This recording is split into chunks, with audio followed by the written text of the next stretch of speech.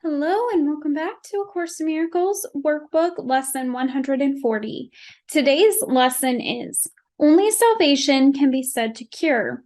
So for today's lesson, we are focusing on healing ourselves.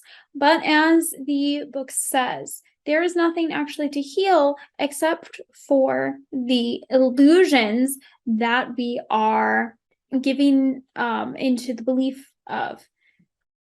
There's nothing to heal except our illusions. So we are to spend the first 5 minutes of our day and the last 5 minutes of the day just setting aside all of our thoughts to hear the voice of God. And at the beginning of each hour, we are to say, only salvation can be said to cure. Speak to us, Father, that we may be healed. And focus in for a minute on hearing his voice.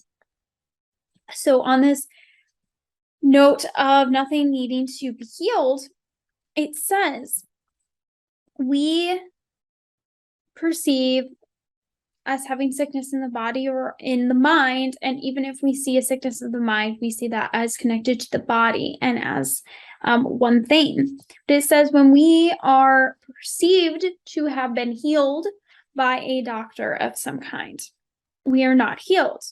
We merely had a dream that we were sick, and in the dream we found a magic formula to make us well. Yet we have not awakened from the dream, and so our mind remains exactly as it was before. We have not seen the light that would end the dream.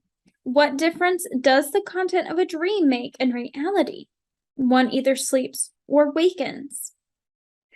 It says, peace is with you who have been cured by God. For cure must come from holiness, and holiness cannot be found where sin is cherished.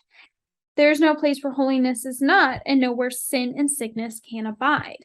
So we cannot have sin, we cannot be sick because God is everywhere, but we have to embrace that in order to release our belief in the sickness, which is the illusion. So there is a curing, but it's only of us holding on to the illusions of sickness.